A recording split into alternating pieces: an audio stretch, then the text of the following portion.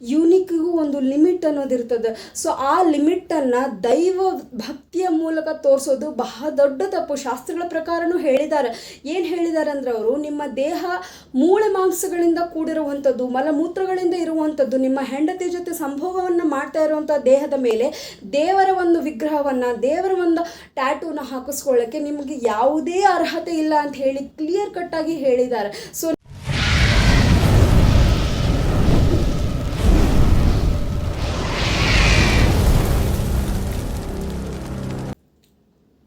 ಎಲ್ರಿಗೂ ನಮಸ್ಕಾರ. ನೀವು ನೋಡ್ತಾ ಇದ್ದೀರಿ ಸ್ಪೀಚ್ ಸ್ಪಾರ್ಕ್. ನನ್ನ ಹೆಸರು ಸುನೀತಾ.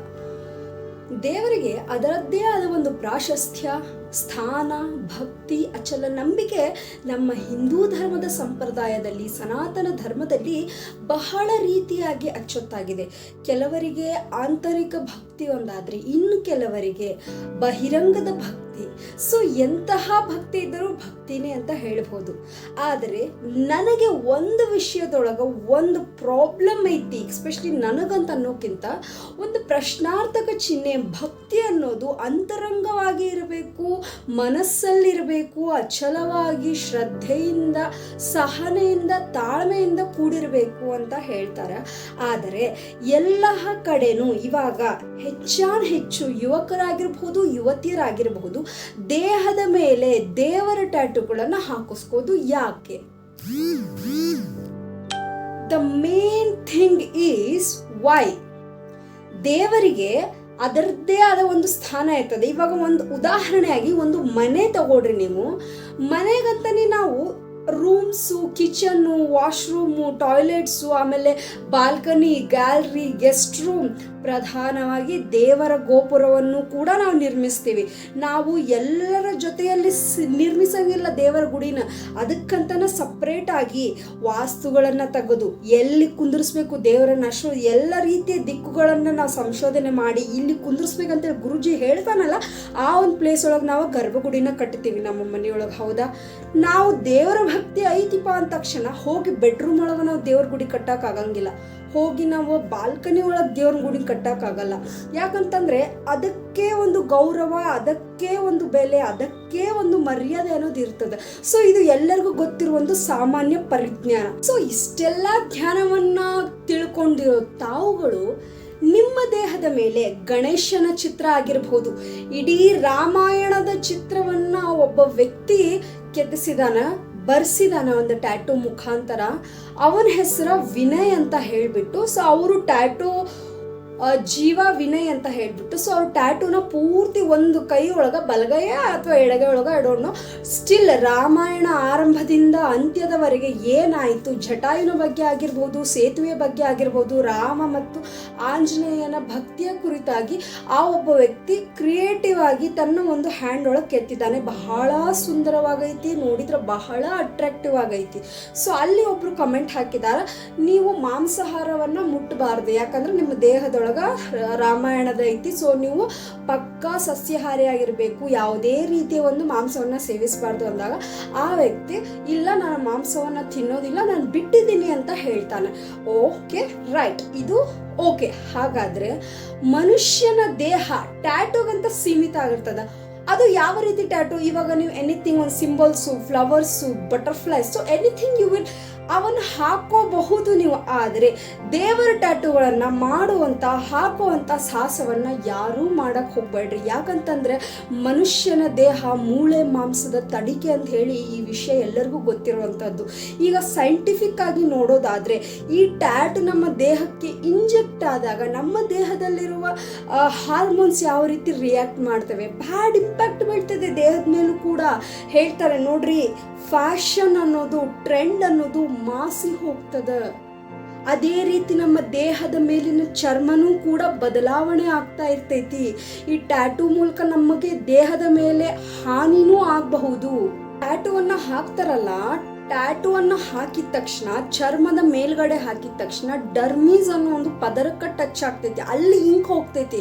ಸೊ ಅಲ್ಲಿ ಇಂಕ್ ಹೋದಾಗ ಅದು ಏನನ್ನ ರಿಯಾಕ್ಟ್ ಮಾಡ್ತೈತಪ್ಪ ಅಂತಂದ್ರೆ ಸಿಗ್ನಲ್ ಕೊಡ್ತದ.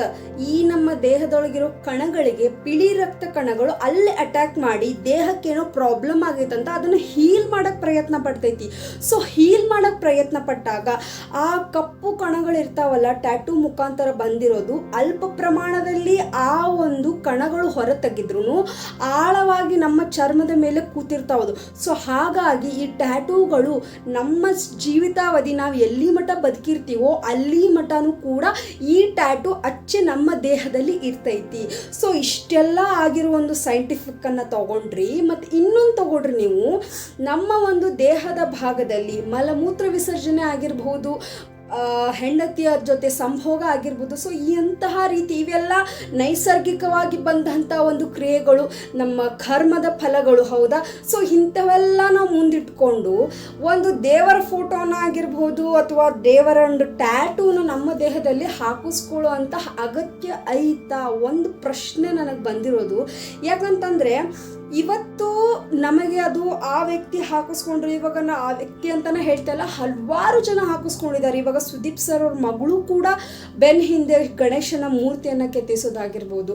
ನಿಮಗೆ ಒಂದು ಥಿಂಕ್ ಎಲ್ಲ ಮೈಂಡಲ್ಲೂ ಬರ್ತಾ ಇರೋದು ಇವಾಗಿನ ಜನ್ರೇಷನ್ ಒಳಗೆ, ದೇವರ ಫೋಟೋ ಅಂದರೆ ಪಾಸಿಟಿವ್ ವೈಬ್ ಯಾವಾಗುತ್ತೆ? ನೀವು ಶುಭ್ರವಾಗಿ, ಪವಿತ್ರವಾಗಿ, ಯಾವುದೇ ಒಂದು ದುಶ್ಚಟಗಳು, ಕುಡಿಯೋದಾಗಿರ್ಬೋದು ಅಥವಾ ಕೆಟ್ಟ ಶಬ್ದಗಳನ್ನು ಮಾತಾಡೋದಾಗಿರ್ಬಹುದು, ಜೀವನ ಪರ್ಯಂತ ಇನ್ನೊಂದು ಹೆಣ್ಣಿನ ಸಹವಾಸ ಮಾಡದೇ ಇರುವಾಗ ಅದು ನಿಮಗೆ ಪಾಸಿಟಿವ್ ವೈಬನ್ನು ಕೊಡ್ತದೆ. ಅಂದರೆ ನಾವು ನಮ್ಮ ದೇಹದಲ್ಲಿ ಹಾಕಿಸ್ಕೊಂಡಿರೋ ಟ್ಯಾಟೂಗೆ ಸರಿಯಾಗಿ ಪ್ರಾಮುಖ್ಯತೆ ಸಿಗಬೇಕಂದ್ರೆ ಎಲ್ಲ ರೀತಿ ಪಾಲನೆಗಳನ್ನು ಪಾಲಿಸಬೇಕು.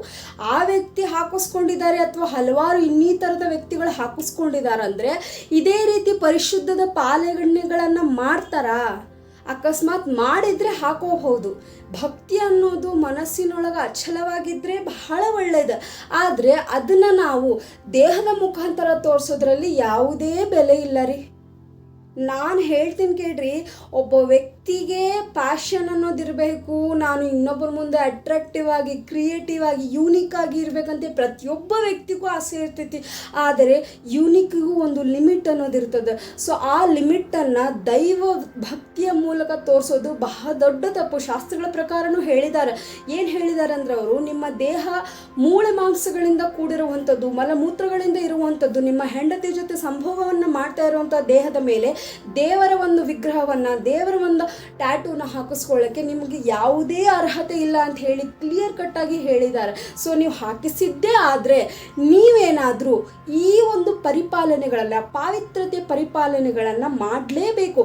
ಅಕಸ್ಮಾತ್ ನೀವೇನಾದರೂ ಪರಿಪಾಲನೆಯನ್ನು, ಒಳ್ಳೆಯ ರೀತಿ ಪವಿತ್ರತೆಯನ್ನು ಮಾಡದೇ ಇದ್ದರೆ ನಿಮಗೆ ಅದು ರಿಯಾಕ್ಟ್ ಆಗುತ್ತೆ. ಯಾವ ರೀತಿ ರಿಯಾಕ್ಟ್ ಆಗುತ್ತೆ ಸದ್ಯಕ್ಕೆ ನಿಮಗೆ ಕಾಣಿಸಲ್ಲ, ಬಟ್ ಮುಂದೆ ಬರೋ ದಿನಮಾನಗಳಲ್ಲಿ ನಿಮಗೆ ನೆಗೆಟಿವ್ ವೈಬನ್ನು ತಂದುಕೊಡುತ್ತೆ. ನೀವು ಆ ಒಂದು ಟ್ಯಾಟೂ ಪೂರ್ವಕವಾಗಿ ನಡೀದೇ ಇದ್ರೆ.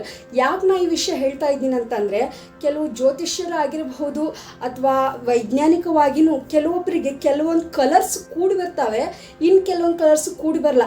ಅದಕ್ಕೆ ಅವರು ಹವಳಗಳನ್ನು ಹಾಕಿಸ್ಕೋತಾರೆ. ಹವಳಗಳನ್ನು ಹಾಕಿಸ್ಕೊಳ್ಳೋಕ್ಕೂ ಕೂಡ ಅದರದ್ದೇ ಆದ ಫಿಂಗರ್ಸನ್ನ ಸೆಲೆಕ್ಟ್ ಇರ್ತದೆ, ಹೌದಾ? ಸೊ ಇದು ಕಾರಣ ಏನು? ಶಾಸ್ತ್ರಗಳ